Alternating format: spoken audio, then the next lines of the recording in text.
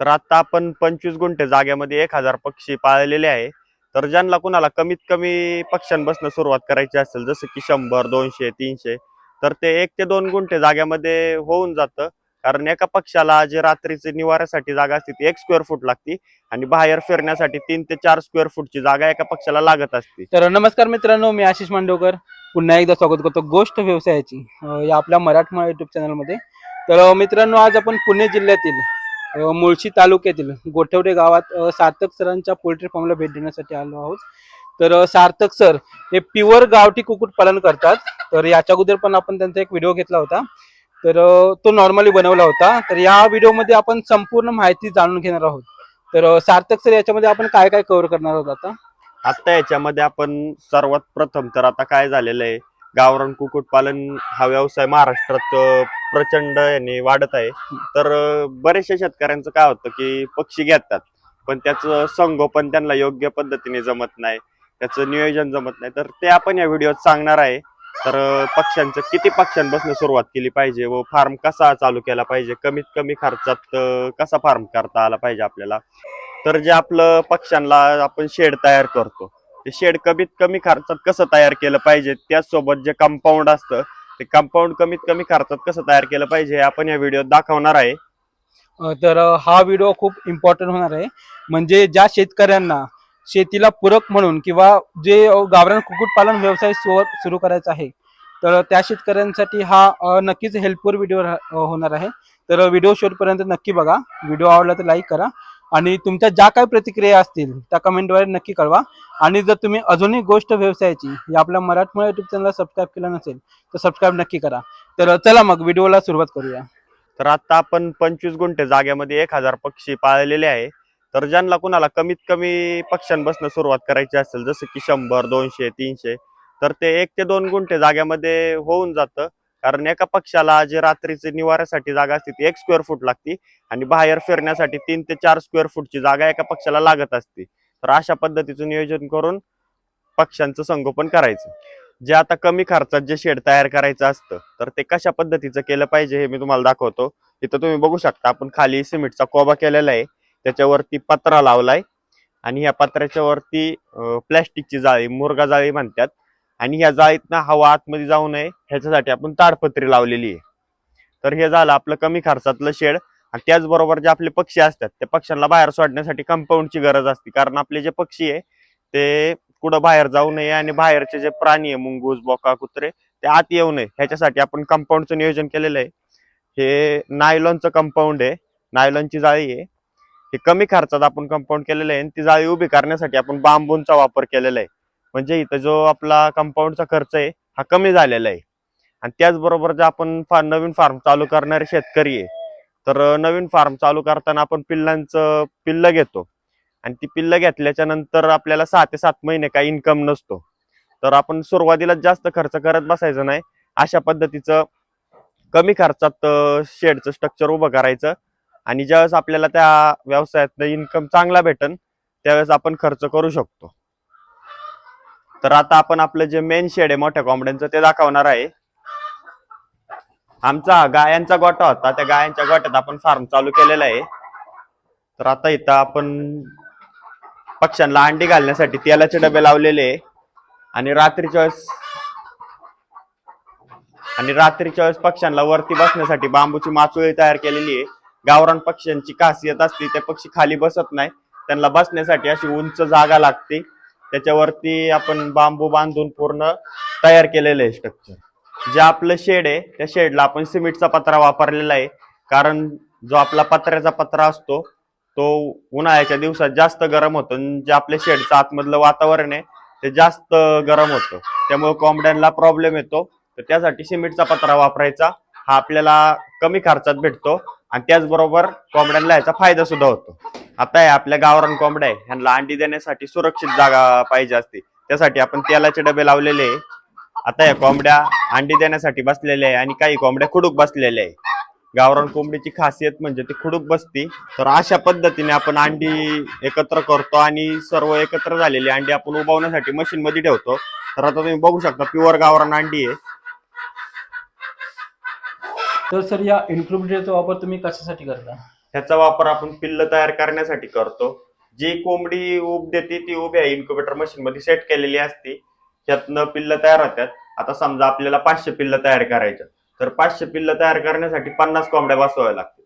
50 कोंबड्या बसवल्या तर आपली 50 कोंबड्या बसवल्यावरती 50 अंडी आपली कमी होतील. आणि दुसरी गोष्ट म्हणजे त्या कोंबड्या आपण बसवल्या की ते खाण्यापिण्यासाठी खाली उतरल्या तर एकामेकीच्या जागेवरती जाऊन बसले तर भांडणं होतात, अंडी फुटतात, आपलं नुकसान होतं. त्यासाठी मोठे फार्मर आहे त्यांनी इन्क्युबेटरचा वापर हा केला पाहिजे फार्म. म्हणजे एकंदरीत सांगायचं झालं तर जी कोंबडी ऊब देते तर ती ऊब याच्यामध्ये सेट केलेली असते आणि असं म्हणजे एकाच वेळी आपण जास्त प्रमाणात त्याचं उत्पादन घेऊ शकतो. फुल्ली ऑटोमॅटिक असल्यामुळं मशीनचं टेम्परेचर हे ऑटोमॅटिक कंट्रोल होत असतं. त्याचबरोबर जे मशीनला अंडी लावलेली असतात ती अंडी ऑटोमॅटिक फिरत असतात, त्यामुळे आपल्याला अंडी फिरवावी लागत नाही. फक्त आपण अंडी ठेवणे आणि त्यानंतर पिल्ल बाहेर काढणे एवढंच आपलं काम असतं. या मशीनची कॅपॅसिटी 2400 अंड्यांची आहे. त्याचबरोबर आपल्याकडे एक 816 अंड्यांची एक मशीन आहे. तर मशीन मधनं पिल्ल काढल्याच्या नंतर इथं आपण त्यांची ब्रुडिंग करत असतो. तर आता इथं 8 दिवसाची पिल्ल आहे आणि इकडे 15 दिवसाची पिल्ल आहे. 1 दिवसाची आणि 15 दिवसाच्या पिल्लांची आपण विक्री करत असतो. जशी ऑर्डर असेल तसं संगोपन करून आपण विक्री करत असतो. तर आता पिल्लांना सगळ्यात महत्वाची गोष्ट असते 1 दिवसापासून 15 दिवसापर्यंत लाईट. कारण आपण बिना आईचा जीव सांभाळत असतो, तर त्यांना लाईट महत्वाची लागत असते, ऊब लागत असते. त्या ऊबसाठी आपण 100 वॅटचे, 200 वॅटचे, 1000 वॅटचे ट्यूब असे वापरत असतो. तर त्याचं नियोजन कसं ठेवायचं, जर सगळी पिल्ल बल खाली येत असेल तर त्यांना टेम्परेचर हे कमी झालेलं असतं. त्याचबरोबर जी पिल्ल आहे ती सगळी खात पेत असेल, फिरत असून सगळीकडे, तर त्यांना टेम्परेचर हे योग्य असतं. तर हे फक्त आपण निरीक्षण ठेवलं पाहिजे, आपलं लक्ष असलं पाहिजे की आपली पिल्ल काय करतात. आता ही थाळी आहे पत्र्याची, ह्याच्या आतमध्ये आपण बल्ब लावलेले आहे.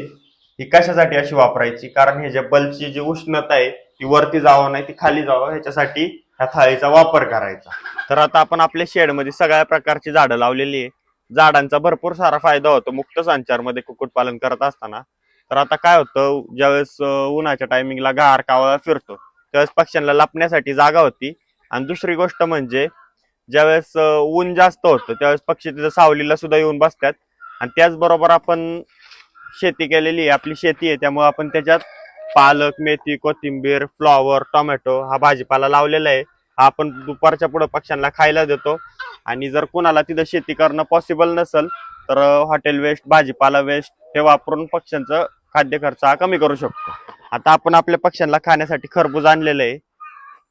हे फळवाल्याच्या दुकानात जे वेस्ट असतं, जे खराब झालेलं मटेरियल असतं, ते आपण आपल्या कोंबड्यांना खाण्यासाठी वापरू शकतो. तर आता आपण असं कोंबड्यांना कापून टाकलं तर कोंबड्याला भरपूर आवडीने खातात, बघू शकता.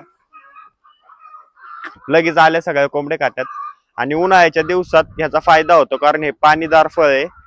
जी कोंबड्यांच्या शरीरातली पाण्याची कमतरता असते ती असल्या फळांमुळे भरून निघते. तर आता गावरान कोंबडीचं वैशिष्ट्य मी तुम्हाला दाखवतो. आता इथं बघू शकता पूर्ण गाचपान आहे, त्या गाचपानात त्या कोंबडीने अंडी दिलेली आहे आणि आता पिल्ल तयार करण्यासाठी तिथं बसलेली आहे. आम्ही बघितलं त्या कोंबडीला, तर तिने 7 ते 8 अंडी दिलेली आहे आणि आता पिल्ल तयार करायला बसलेली आहे.